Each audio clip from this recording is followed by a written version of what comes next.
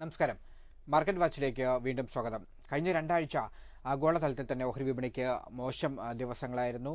China പ്രതിസന്ധി, ഒപ്പം തന്നെ അമേരിക്കൻ ഫെഡറൽ റിസർവ് പലിശ വർദ്ധിപ്പിക്കുമെന്ന ആശങ്കകളെല്ലാം തന്നെ ആഗോളതലത്തിൽ ഓഹരി വിപണികളെ വലിയ തോതിൽ പിടിച്ചുകുലുക്കി. വലിയ നഷ്ടം നിക്ഷേപകർക്കുണ്ടായി. ഇന്ത്യൻ നിക്ഷേപകർക്കും വലിയ തിരിച്ചടിയാണ് ഉണ്ടായത്. പലരും ഈ തിരിച്ചടികൾ ഒരുപക്ഷെ വിപണി താഴോട്ട് പോയത് പുതുതായി വിപണിയിൽ എത്തുവാനുള്ള ഒരു അവസരമായി, അല്ലെങ്കിൽ കൂടുതൽ നിക്ഷേപിക്കാനുള്ള അവസരമായി പലരും ഇതിനെ കണ്ടു. പക്ഷേ പല നിക്ഷേപകർക്കും നഷ്ടം സംഭവിച്ച വാരം കൂടിയായിരുന്നു ഇത്. പൊതുവെ ഇതിലൊക്കെ ലഭിച്ച കത്തുകളിലും ഇത്തരം സ്വഭാവത്തിലുള്ള കത്തുകളാണ് കൂടുതലും വന്നിരിക്കുന്നത്. ഭുവനേന്ദ്രൻ, ഏറ്റവും ആദ്യം ഒരു ക്രൈസിസ് പീരീഡിലൂടെയാണ് വിപണി കടന്നുപോയത്. പ്രത്യേകിച്ചും നിക്ഷേപകർ വലിയ തോതിൽ ആശങ്കാകുലരായ ഒരു സാഹചര്യമാണ് ഇപ്പോൾ.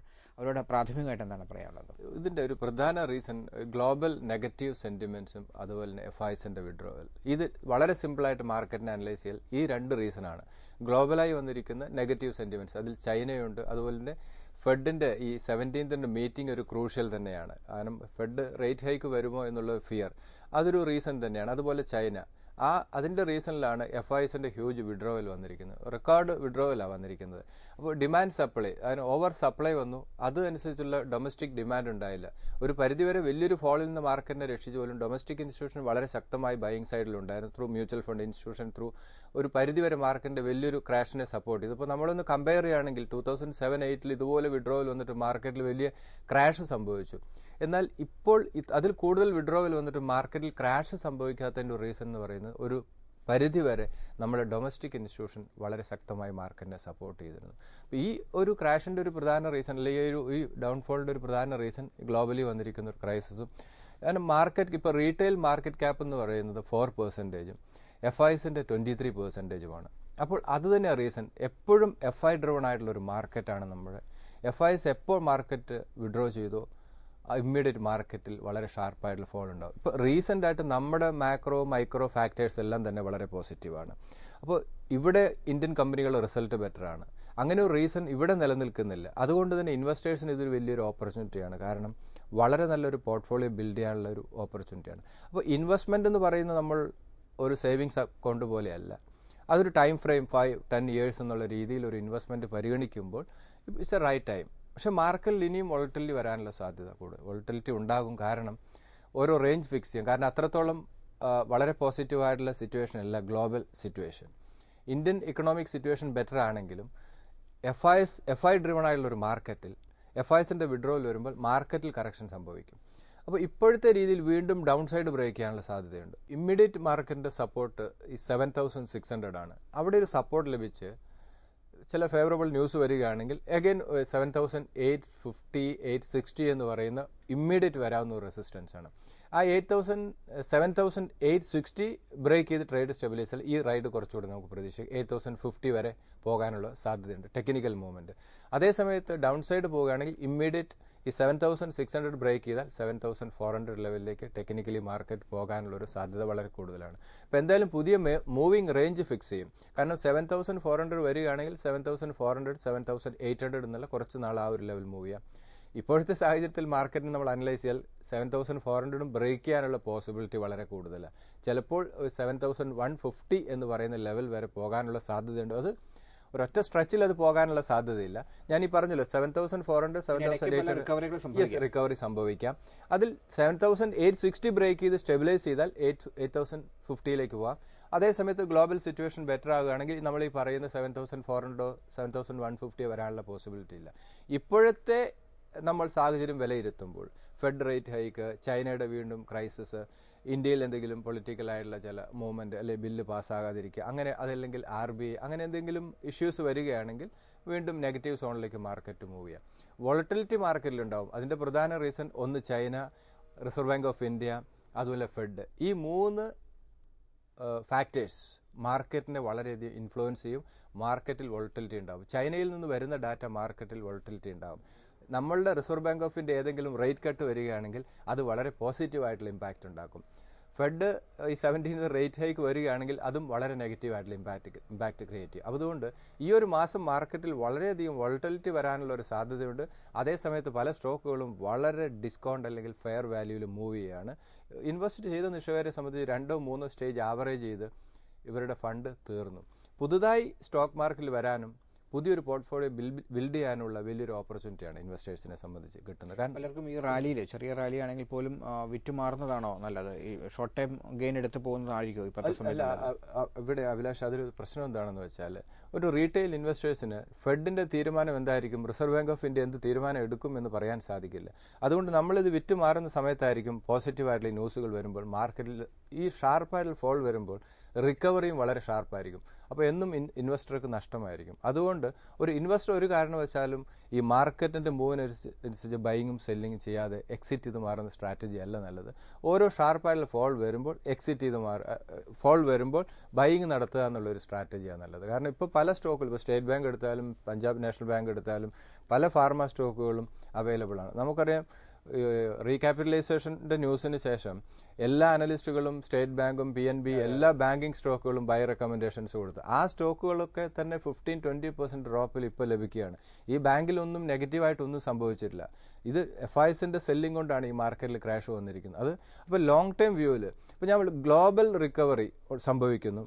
ഇന്ത്യ ഏറ്റവും ബെറ്റർ ഷേപ്പിലാണ്. ഇപ്പോൾ ഗ്ലോബലി തന്നെ ഒരു 2-3 വർഷം അല്ലെങ്കിൽ ഒരു 4 വർഷത്തിന് ശേഷം ഏറ്റവും ഷാർപ്പായിട്ട് തിരിച്ചു വരുന്ന, ഏറ്റവും നന്നായി പെർഫോം ചെയ്യുന്ന എക്കണോമി ഇന്ത്യൻ എക്കണോമി ആയിരിക്കും. അതിന് യാതൊരു സംശയവും ആർക്കും വേണ്ട.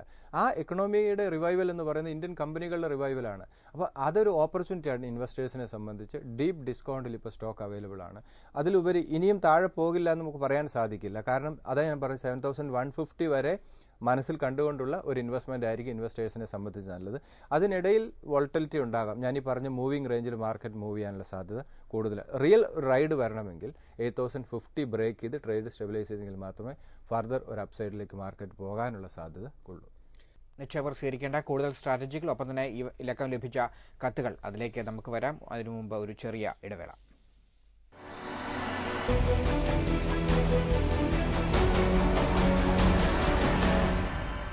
മാർക്കറ്റ് വാച്ചിലേക്ക് വീണ്ടും സ്വാഗതം. ഇലക്ക ലഭിച്ച കത്തുകളിലേക്ക് ആദ്യം പോകാം. ഏറ്റവും ആദ്യം ശ്രീ ബിജുവിൻ്റെ മെയിലാണ്. അദ്ദേഹത്തിൻ്റെ ഒരു നീണ്ട പോർട്ട്ഫോളിയോ ആണ്. അപ്പം തന്നെ അദ്ദേഹം ഒരു പുതിയ പോർട്ട്ഫോളിയോയ്ക്ക് വേണ്ടി കൂടുതൽ നിർദ്ദേശങ്ങളും ചോദിച്ചിട്ടുണ്ട്. അദ്ദേഹത്തിൻ്റെ കൈവശമുള്ള സ്റ്റോക്കുകൾ Tata Steel, Tata Motors and Tata Chemicals, Jain Irrigation, GAIL, Idea, ICICI bank, State Bank of India, Sunil Hitech, KEC, IDFC and Biocon. ഇതിലാദ്യമായിട്ട് ടാറ്റ സ്റ്റീലാണ്. വളരെയധികം കറക്ഷൻ നേരിട്ട ഒരു സെക്ടറാണ് ഈ മെറ്റൽ സെക്ടർ. അതിൽ ടാറ്റ സ്റ്റീൽ, ഹിൻഡാൽകോ പോലെയുള്ള സ്റ്റോക്കുകളൊക്കെ തന്നെ ഓൾമോസ്റ്റ് 50% കറക്ഷൻ. ഇപ്പോൾ ഒരാളൊരു 1 lakh ഇൻവെസ്റ്റ്മെൻറ്റ് 50,000 മാറി എന്നുള്ളതാണ്. അത് ഗ്ലോബലി വന്നിരിക്കുന്ന കമ്മോഡിറ്റി പ്രൈസിൻ്റെ ക്രാഷ്, അതുപോലെ തന്നെ ചൈനയുടെ സ്ലോ ഡൗൺ ഒക്കെ തന്നെ ഈ സ്റ്റോക്കിലൊക്കെ തന്നെ വലിയ കറക്ഷൻ സംഭവിച്ചു. അപ്പോൾ ഒരു എക്കണോമിയുടെ റിവൈവലിൽ സ്റ്റീൽ ഇല്ലാതെ റിക്കവറി സംഭവിക്കില്ല. അപ്പോൾ അതുകൊണ്ട് തന്നെ ഇപ്പോൾ ഒരു വാല്യുവേഷൻ വളരെ ഫെയർ വാല്യൂവിലാണ് ഈ സ്റ്റോക്കൊക്കെ മൂവ് ചെയ്യുന്നത്.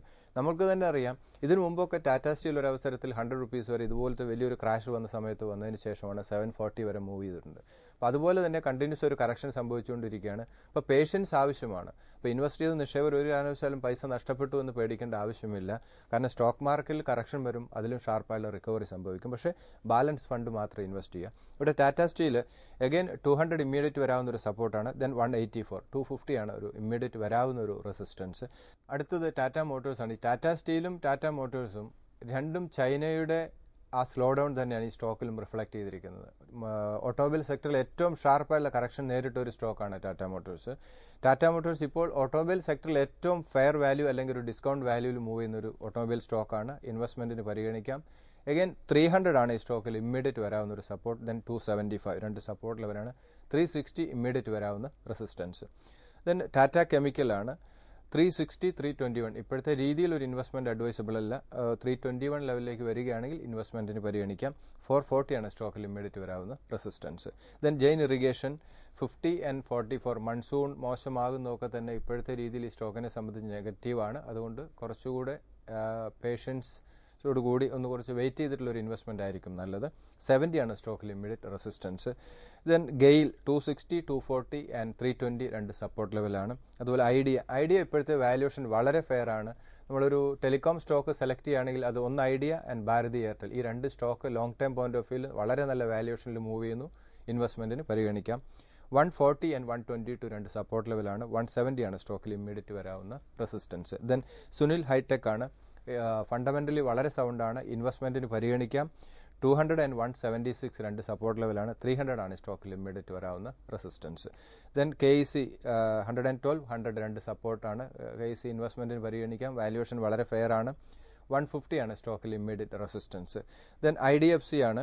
IDFC ലാസ്റ്റ് ക്വാർട്ടർ റിസൾട്ട് മോശമായതിനു ശേഷം ഈ സ്റ്റോക്കിൽ വളരെ ഷാർപ്പായിട്ടുള്ള കറക്ഷൻ നേരിട്ടു. 120 and 104 രണ്ട് സപ്പോർട്ട് ലെവലാണ്. ലോങ് ടേം പോയിന്റ് ഓഫ് വ്യൂയോടുകൂടി ഈ സ്റ്റോക്കിൽ ഇൻവെസ്റ്റ്മെൻറ്റിന് പരിഗണിക്കാം. കാരണം ബാങ്കിങ് ലൈസൻസ് ഒക്കെ കിട്ടുമ്പോൾ തീർച്ചയായിട്ടും ഈ സ്റ്റോക്കിൽ ഒരു മൂവ് വരാനുള്ള സാധ്യത വളരെ കൂടുതലാണ്. 150 ആണ് സ്റ്റോക്കിൽ ഇമ്മീഡിയറ്റ് റെസിസ്റ്റൻസ്. ദെൻ ബയോകോൺ ആണ്. ബയോകോൺ ഈ കറക്ഷനിലൊന്നും അത്രത്തോളം പാർട്ടിസിപ്പേറ്റ് ചെയ്തിട്ടില്ല. 410 and 380 ലെവലിലേക്ക് വരികയാണെങ്കിൽ ഫർദർ ഇൻവെസ്റ്റ്മെൻറ്റ് അഡ്വൈസബിൾ ആണ്. 470 ആണ് സ്റ്റോക്കിൽ ഇമ്മീഡിയറ്റ് വരാവുന്ന റെസിസ്റ്റൻസ്. ഇദ്ദേഹത്തിൻ്റെ സ്റ്റോക്കുകളെല്ലാം തന്നെ ആവറേജ് ഫണ്ടമെൻ്റൽസ് ഉണ്ട്. അതുകൊണ്ട് വാല്യുവേഷൻ ഫെയർ ആണ്. ഒന്നുകൂടി ഇൻവെസ്റ്റ്മെൻറ്റ് നടത്തുക. ഇദ്ദേഹം വേറെ കുറച്ച് സ്റ്റോക്ക് കൂടെ റെക്കമെൻഡേഷൻ ചോദിച്ചിട്ടുണ്ട് ഇപ്പോഴത്തെ മാർക്കറ്റ് കണ്ടീഷൻ അനുസരിച്ച്. അപ്പോൾ ഞാൻ ഇതിനു മുമ്പ് റെക്കമെൻഡ് ചെയ്ത സ്റ്റോക്ക് തന്നെയാണ്. അഗൈൻ ഒന്നുകൂടി ആ സ്റ്റോക്ക് ഇപ്പോഴത്തെ ഒരു പുതിയ പോർട്ട്ഫോളിയോ ബിൽഡ് ചെയ്യാൻ ഉദ്ദേശിക്കുന്നവരെ സംബന്ധിച്ച് അതൊരു നല്ല ഇൻവെസ്റ്റ്മെൻറ്റ് ഓപ്പർച്യൂണിറ്റി ആയിരിക്കും. 2 സ്റ്റേജ് ആയിട്ട് ഈ സ്റ്റോക്കിൽ ഇൻവെസ്റ്റ്മെൻറ്റ് നടത്തുക. ഇപ്പോഴത്തെ കറണ്ട് വാല്യൂവിൽ 50%, ദെൻ സ്റ്റോക്കിൽ ഒരു കറക്ഷൻ സംഭവിക്കുകയാണെങ്കിൽ അടുത്തൊരു 50%, 2 സ്റ്റേജ് ആയിട്ട് ഇൻവെസ്റ്റ്മെൻറ്റിന് പരിഗണിക്കുക. ആദ്യം ഗോദ്രേജ് കൺസ്യൂമർ പ്രൊഡക്റ്റ് ആണ്. 1270 ലെവലിലാണ് സ്റ്റോക്ക് മൂവ് ചെയ്യുന്നത്. കറണ്ട് വാല്യുവേഷൻ ഫെയർ ആണ്. ദെൻ അതുപോലെ ഐഷർ മോട്ടോഴ്സ് 1800 ലെവലാണ്. അന്ന് റെക്കമെൻഡ് ചെയ്തതിലൊക്കെ കുറച്ചുകൂടെ ഹയർ വാല്യൂവിലായിരുന്നു ഈ സ്റ്റോക്ക്. ഇപ്പോഴും ഇതിൻ്റെ ഫണ്ടമെൻ്റൽസിന് യാതൊരു മാറ്റങ്ങളും സംഭവിച്ചിട്ടില്ല. അതേസമയത്ത് FISൻ്റെ സെല്ലിംഗ് കൊണ്ടാണ് ഇത്രത്തോളം ഷാർപ്പായുള്ള കറക്ഷൻ നേരിട്ടത്. അതുകൊണ്ട് ഈ സ്റ്റോക്കിൽ സ്റ്റേ ഇൻവെസ്റ്റഡ് എന്നുള്ള സ്ട്രാറ്റജി തന്നെയാണ്. അടുത്ത് ഫോഴ്സ് മോട്ടോഴ്സ് ആണ്.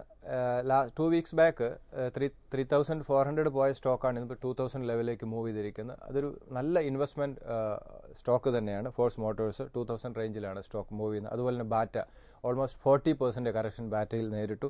ആ സ്റ്റോക്ക് ഒരു ഫണ്ടമെൻ്റലി വളരെ സൗണ്ടാണ്. 1000 ലെവലിലാണ് സ്റ്റോക്ക് മൂവ് ചെയ്യുന്നത്. ബാറ്റ ഒരു ലോങ് ടൈം പോയിന്റ് ഓഫ് വ്യൂവിൽ വളരെ സേഫ് ആയിട്ടുള്ളൊരു ഇൻവെസ്റ്റ്മെൻറ്റ് തന്നെയാണ്. ദെൻ അമർരാജ ബാറ്ററിയാണ്. ഫണ്ടമെൻ്റലി വളരെ സൗണ്ടാണ്. കറണ്ട് വാല്യൂവിൽ 50% ഇൻവെസ്റ്റ്മെൻറ്റ് അഡ്വൈസബിൾ ആണ്. ദെൻ DHFL ആണ്. DHFLൊന്നും വളരെ ഷാർപ്പായിട്ടുള്ള കറക്ഷൻ നേരിട്ടില്ല. ഇപ്പോഴത്തെ വാല്യുവേഷൻ വളരെ ഫെയർ തന്നെയാണ്. ദെൻ IFB ഇൻഡസ്ട്രീസ്, FRL ഇതൊക്കെ തന്നെ വളരെ ഫണ്ടമെൻ്റലി സൗണ്ടായിട്ടുള്ള സ്റ്റോക്കാണ്.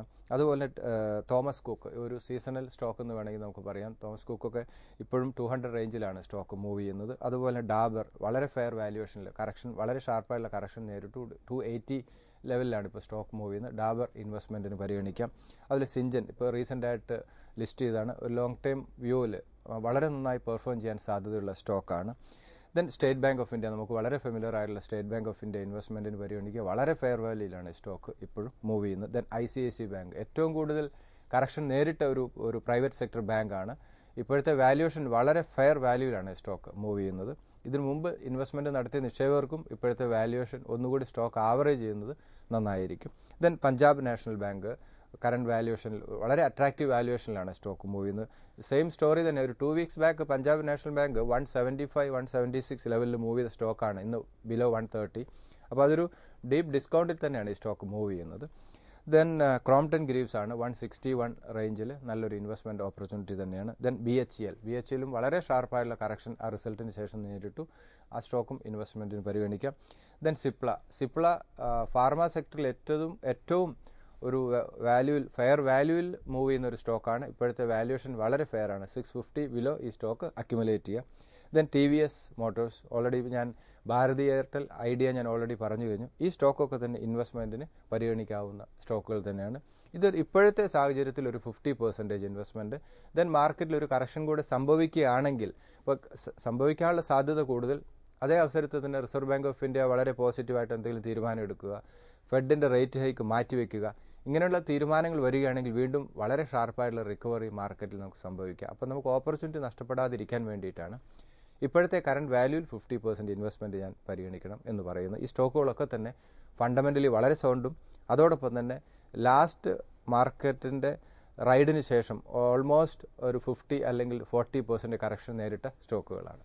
മാർക്കറ്റ് വാച്ചിൽ ഒരു ഇടവേള കൂടി.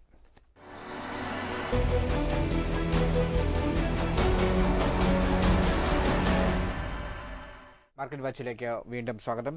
ഭുവനേന്ദ്രൻ, നേരത്തെ നമ്മൾ ശുപാർശ ചെയ്ത കുറേ സ്റ്റോക്കുകൾ അത് പ്രധാനമായിട്ടും ഹയർ വാല്യൂ സ്റ്റോക്കുകളാണ്. അപ്പോൾ കുറച്ചുകൂടി ചെറിയ സ്റ്റോക്കുകൾ സ്വാഭാവികമായിട്ടും നിക്ഷേപകർക്ക് ഇപ്പോഴത്തെ അവസ്ഥയിൽ താല്പര്യം കൂടുതലായിരിക്കും. ചെറിയ നിക്ഷേപകർക്ക് വേണ്ടി തീർച്ചയായിട്ടും അതിൽ നെക്ടർ ലൈഫ് എനിക്ക് തോന്നുന്നു ഫണ്ടമെൻ്റലി വളരെ സൗണ്ടാണ്. വാല്യുവേഷൻ വളരെ ഫെയർ വാല്യൂവിലാണ് സ്റ്റോക്ക് മൂവ് ചെയ്യുന്നത്. ഇപ്പോഴത്തെ ഒരു 37 ബിലോ 40 റേഞ്ചിലാണ് സ്റ്റോക്ക് മൂവ് ചെയ്തത്. അത് ഇൻവെസ്റ്റ്മെൻറ്റിന് പരിഗണിക്കാം. ദെൻ നാഷണൽ അലൂമിനിയം 31 റേഞ്ചിലാണ്. അത് വളരെ ഫെയർ വാല്യൂവിലാണ് ആ സ്റ്റോക്ക് മൂവ് ചെയ്യുന്നത്. നാഷണൽ അലൂമിനിയം ഇൻവെസ്റ്റ്മെൻറ്റിന് പരിഗണിക്കാം.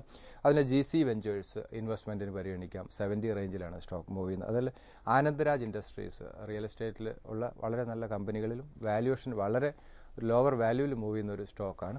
അതുപോലെ തന്നെ സ്റ്റോർ വൺ ഒരു റീറ്റെയിൽ ചെയിൻ തന്നെയാണ്. അപ്പോൾ ഇതൊരു മൾട്ടി ബാഗറായി വരാനുള്ള സാധ്യതയുണ്ട്. ഒരു പുതിയ പോർട്ട്ഫോളിയോ ബിൽഡ് ചെയ്യാൻ ഉദ്ദേശിക്കുന്നവർക്കും റിസ്ക് കുറഞ്ഞ സ്റ്റോക്ക് എന്നുള്ള രീതി ഈ ഒരു 5 സ്റ്റോക്ക് എനിക്ക് തോന്നുന്നു ഇൻവെസ്റ്റ്മെൻറ്റിന് പരിഗണിക്കാവുന്നതാണ്. അഭിലാഷിൻ്റെ പ്രത്യേക നിർദ്ദേശപ്രകാരമാണ്. എനിക്കത് ഇത് ലോങ് റണ്ണിൽ ഇതൊരു മൾട്ടി ബാഗറായി വരാനുള്ള സാധ്യതയും കൂടുതലാണ്. ഒരു ഡൗൺ സൈഡ് റിസ്ക് ഈ സ്റ്റോക്കിലൊക്കെ തന്നെ വളരെ കുറവാണ്. ഇപ്പോൾ നമ്മൾ നേരത്തെ ഹയർ വാല്യൂ എന്ന് പറയുമ്പോൾ അതിൻ്റെ പെർഫോമൻസ് കൊണ്ടാണ് ആ വാല്യുവേഷൻ ഹയർ വാല്യൂയിലേക്ക് പോകുന്നത്.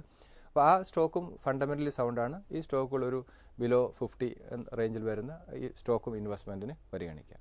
ഈ എപ്പിസോഡ് അവസാനിപ്പിക്കുന്നതിന് മുമ്പ് ടെക്നിക്കലി അവസാനം ഒരിക്കൽ കൂടി വൈകി വന്ന പ്രേക്ഷകർ കൂടി മാർക്കറ്റിൻ്റെ ഒരു ഇമ്മീഡിയറ്റ് സപ്പോർട്ട് 7600 ആണ്.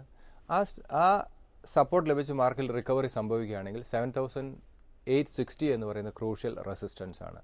ആ 7860 എന്ന് പറയുന്ന ലെവൽ ട്രേഡ് സ്റ്റെബിലൈസ് ചെയ്താൽ അതിന് മുകളിൽ ട്രേഡ് സ്റ്റെബിലൈസ് ചെയ്യാണ് ഫർദർ റൈഡ് നമുക്ക് പ്രതീക്ഷിക്കാം. പക്ഷേ ഇപ്പോഴത്തെ സാഹചര്യത്തിൽ 7860 എന്ന് പറയുന്ന ലെവൽ വീണ്ടും ഒരു സെല്ലിംഗ് പ്രഷർ വരാനുള്ള സാധ്യത കൂടുതലാണ്. 7600 ബ്രേക്ക് ചെയ്യുകയാണെങ്കിൽ ബ്രേക്ക് ചെയ്ത് ട്രേഡ് സ്റ്റെബിലൈസ് ചെയ്താൽ 7400 ലെവലിലേക്ക് മാർക്കറ്റ് മൂവ് ചെയ്താൽ അടുത്തൊരു മൂവിംഗ് റേഞ്ച് എന്ന് പറയുന്നത് 7400 ഡൗൺ സൈഡും ഇമ്മീഡിയറ്റ് 7850 എന്ന് പറയുന്ന അപ്പർ സൈഡ്. ആ ഒരു ലെവൽ എനിക്കൊന്നൊരു 2 വീക്സ് മാർക്കറ്റ് മൂവ് ചെയ്യാനുള്ള സാധ്യതയുണ്ട്. നെക്സ്റ്റ് വീക്ക് ഈ 7600 ബ്രേക്ക് ചെയ്ത് പോകാനുള്ള സാധ്യത കുറവാണ്. അടുത്തൊരു മൂവിംഗ് റേഞ്ച് എന്ന് പറയുന്നത് 7600ഉം 7860ക്കും മിഡിലായിട്ട് മാർക്കറ്റ് മൂവ് ചെയ്യാനുള്ള സാധ്യതയാണ് കൂടുതൽ കാണുന്നത്. മാർക്കറ്റ് വാച്ചിൻ്റെ ഈ ലക്കം അവസാനിക്കുന്നു. വിപണി സംബന്ധിച്ച നിങ്ങളുടെ സംശയങ്ങൾ തുടർന്നും എഴുതി അറിയിക്കുക. investment@asiannews.in എന്ന ഇമെയിൽ വിലാസത്തിലാണ് അയക്കേണ്ടത്. ഹെഡ്ജ് ഗ്രീസിൻ്റെ ചീഫ് എക്സിക്യൂട്ടീവ് ഓഫീസറായ ഭുവനേന്ദ്രനാണ് മാർക്കറ്റ് വാച്ചിലൂടെ നിങ്ങൾക്ക് സംശയങ്ങൾക്ക് മറുപടി നൽകുന്നത്. മാർക്കറ്റ് വാച്ചിനി അടുത്തയാഴ്ച ഇതേ ദിവസം ഇതേ സമയം. നമസ്കാരം.